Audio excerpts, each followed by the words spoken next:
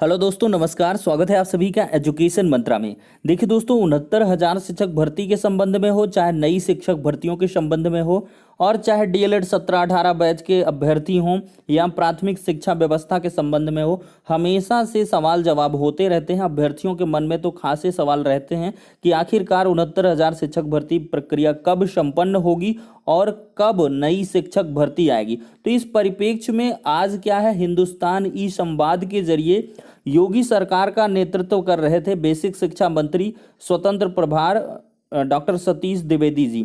इन्होंने हिंदुस्तान ई संवाद के जरिए हर एक आपके सवालों के जवाब दिए हैं और उचित वाजिब जवाब रहे हैं। 69,000 शिक्षक भर्ती के संबंध में भी जवाब उन्होंने दिया है कि किस प्रकार से, कैसे और कब 69,000 शिक्षक भर्ती प्रक्रिया संपन्न होगी। उन्होंने यहाँ तक ये भी कहा है कि 69,000 शिक्षक भर्ती प्रक्रिया के संबंध में हम एक इतिहास बनाने वाले थे। कोरोना जैसी वैश्विक महामारी के दौरान हम शिक्षक भर्ती कंप्लीट कर देते, लेकिन कोर्ट से स्टे आ जाने के कारण हम कुछ नहीं कर पाए। तो उनके स्टेटमेंट को देखते हैं 69,000 के संबंध में, फिर आगे और चर्चा करते हैं।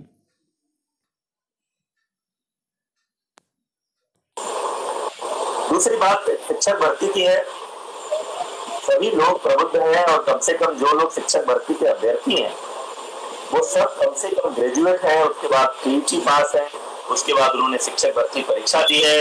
अखबारों से, इंटरनेट से, टेलीविजन से बहुत ठीक से जुड़े हुए लोग हैं। सबको पता है कि हम ये पूरी दुनिया में इतिहास बनने जा रहा था कि जब पूरी दुनिया में लॉकडाउन था, जिस समय ऑफिशियल लॉकडाउन खत्म नहीं हुआ था, मैं 30 मई के पहले की बात कर रहा हूँ, उस समय उत्तर प्रदेश की योगी सरकार 69,000 शिक्षकों की भर्ती पूरी करने जा रही थी। काउंसलिंग की प्रक्रिया शुरू हो गई थी। 3 जून से 6 जून के बीच में काउंसलिंग होनी थी और उसके बाद 69,000 शिक्षकों को नियुक्ति दी जानी थी। लेकिन अभ्यर्थियों के हाईकोर्ट जाने के कारण ही उस नियुक्ति प्रक्रिया को स्टे हुआ। बाद में हम सुप्रीम कोर्ट गए। सुप्रीम कोर्ट में मामला अभी लंबित है और ये सबको पता है, भली भांति पता है कि जब कोई मामला माननीय सर्वोच्च न्यायालय के पास है तो जब तक वहां से निर्णय नहीं आ जाता तब तक हम आगे की कार्रवाई नहीं कर सकते। और जब तक ये निपटारा नहीं हो सकता, जब तक 69,000 भर्ती की जो प्रक्रिया हमारे अंतिम चरण में है, जिसमें केवल मेरिट लिस्ट भी जारी हो चुकी थी, अब काउंसलिंग के बाद लोगों को विद्यालय अलॉट होने थे, उस प्रक्रिया को पूरा नहीं कर लेते, तब तक अभी किसी नई भर्ती के बारे में कोई प्रक्रिया शुरू करने का प्रश्न नहीं उठता है। तो देखा दोस्तों किस प्रकार से बेसिक शिक्षा मंत्री जी ने कहा है कि जब तक 69,000 शिक्षक भर्ती प्रक्रिया को हम कंप्लीट नहीं कर लेते हैं तब तक कोई नई शिक्षक भर्ती हम नहीं लाने वाले हैं। तो लगभग 51,000 के करीब जो नई शिक्षक भर्ती है और 4,000 के करीब एडेड जूनियर शिक्षक भर्ती है, उसके संबंध में आपको थोड़ा सा इंतजार करना पड़ेगा। लेकिन जैसे 69,000 शिक्षक भर्ती कंप्लीट होगी, आपको लगभग 55,000 पदों पर शिक्षक भर्तियां देखने के लिए मिल जाएंगी। तो आगे बेसिक शिक्षा मंत्री जी 4,000 एडेड जूनियर शिक्षक भर्ती के बारे में क्या कुछ कह रहे हैं, उसको पहले सुन लेते हैं। एक प्रश्न किया है, मैं स्क्रीन पर देख रहा था, जो हमारे अशासकीय अनुदानित जूनियर हाई स्कूल है, उच्च प्राथमिक विद्यालय है, पहले उसमें मैनेजमेंट से नियुक्तियां होती थी। अब सरकार ने उसमें नियुक्ति करने का निर्णय लिया है। 4,000 लगभग उसके पद हैं, उन पदों को अधियाचित कर दिया गया है। उत्तर प्रदेश की सरकार ने प्राथमिक शिक्षा से लेकर के उच्च शिक्षा तक एक समेकित आयोग बनाया है नियुक्ति के लिए। अब ये जो रिक्तियां हैं उस आयोग को भेजी जा रही हैं। आयोग अपनी प्रक्रिया से देखिए, एक अभ्यर्थी ने कमेंट किया था कि आखिरकार 51,000 पद रिक्त हैं, तो नई शिक्षक भर्तियां कब आएंगी। डीएलएड 17 बैच 18 बैच को लेकर उनके द्वारा पूछा गया, तो बेसिक शिक्षा मंत्री जी ने क्या कहा है उसका जो है आपको जवाब मिल जाएगा। आशीष जी, जब एक भर्ती प्रक्रिया माननीय न्यायालय में अटकी हुई है, हमने जो कटाव तय किया था उसको लेकर के लोगों को आपत्ति थी, उसी के कारण लोग न्यायालय गए थे। उस पर हाई कोर्ट के सिंगल बेंच से लखनऊ में स्टे हुआ था। बाद में सरकार के तर्क रखे गए तो माननीय उच्च न्यायालय ने उस स्टे को हटाया गए हैं।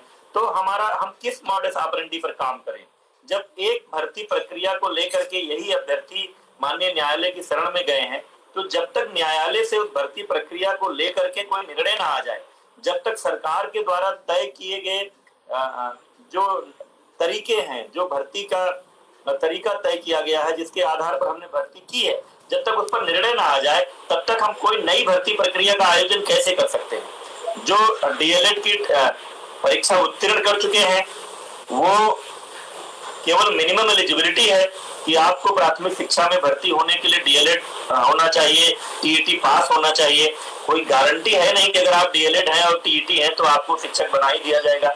तो जब वर्तमान भर्ती प्रक्रिया का निपटारा माननीय न्यायालय से हो जाएगा, इस भर्ती प्रक्रिया को हम संपन्न कर लेंगे, उसके बाद जो रिक्तियां बचेंगी और जैसी परिस्थितियां होंगी, संसाधन होंगे, वित्तीय साधनों की उपलब्धता होगी, उसके आधार पर निर्णय लेंगे। आप जानते हैं कि योगी सरकार के 3 साल के कार्यकाल में हम 50,000 से अधिक रिक्त पदों पर शिक्षकों की भर्ती कर चुके हैं और यही 69,000 शिक्षक अगर ये भर्ती हमारी अब तक पूरी हो पाई होती तो कोई भी स्कूल उत्तर प्रदेश का ऐसा नहीं होता जो शिक्षक विहीन होता, क्योंकि हमारे माननीय मुख्यमंत्री जी की ये सर्वोच्च प्राथमिकता है कि हर स्कूल को जो आईटी का मानक है उसके हिसाब से हर 30 छात्र पर जो एक शिक्षक होने चाहिए वो शिक्षक मिले, बच्चों को गुणवत्तापूर्ण शिक्षा मिले। लेकिन उस दिशा में जब तक कोई ये निर्णय नहीं आ जाता आगे प्रयास नहीं कर सकते। जो डीएलएड की ट्रेनिंग में जो पढ़ाई कर रहे हैं उनकी ऑनलाइन क्लासेज चल रहे हैं। हमारे 2,30,000 डीएलएड के उत्तर प्रदेश के विद्यार्थियों के ऑनलाइन यूट्यूब के क्लासेज के माध्यम से उनके क्लासेज चल रहे हैं।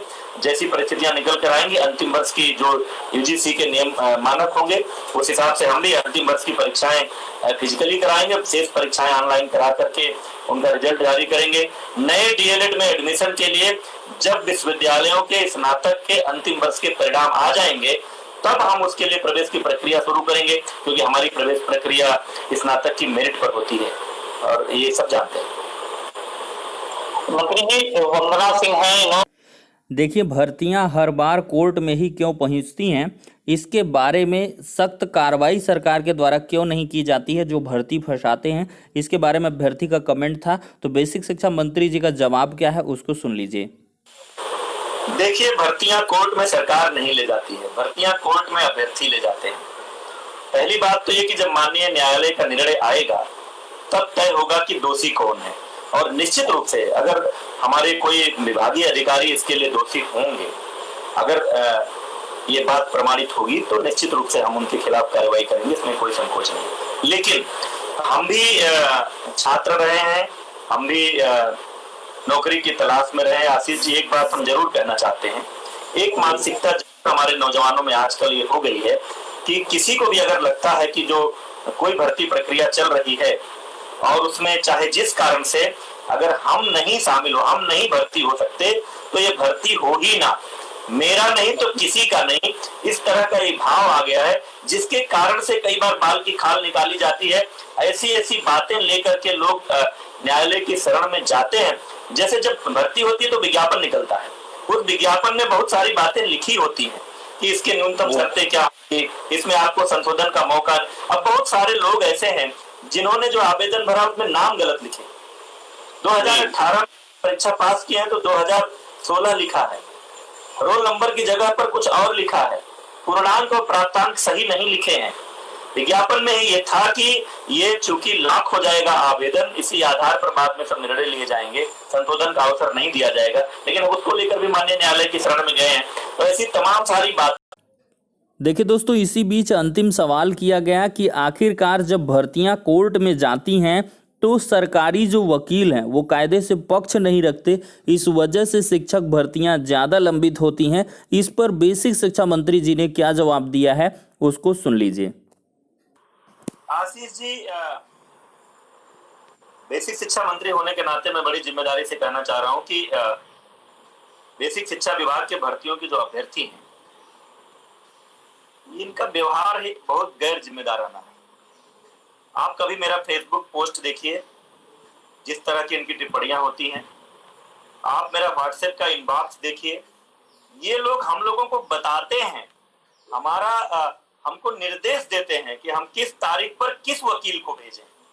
ऐसे नहीं होता है। हम लोग भी भर्ती परीक्षाओं में शामिल रहे हैं और हमने तो कभी कल्पना ही नहीं की थी कि हम उच्चतर शिक्षा सेवा आयोग की भर्ती में जब हम शामिल हुए थे तो रोज दिन भर हम उच्च शिक्षा मंत्री से बात करेंगे, ये हमने सपने में भी नहीं सोचा था। हर शिक्षक अभ्यर्थी 4,21,000 लोगों ने आवेदन किया, 4,09,000 लोग परीक्षा में बैठे थे, 1,46,060 लोग उस भर्ती परीक्षा में उत्तीर्ण हुए। आप विश्वास करिए, जब तक 9,000 लोग दिन भर हमसे बात करना चाहते थे, हमको मैसेज करते हैं और हमको इंसिस्ट करते हैं कि आप जवाब क्यों नहीं देते। हम कोई भी फेसबुक पर किसी भी मुद्दे पर आ रहे हो तो उस पर जबरदस्ती इन मुद्दों पर जवाब देने की बात करते हैं। फिर जब रिजल्ट कोर्ट माननीय न्यायालय का फैसला आया, अगले ही दिन रिजल्ट क्यों नहीं दे रहे हैं। एक सप्ताह में हमने रिजल्ट दे दिया तो भर्ती कब करेंगे।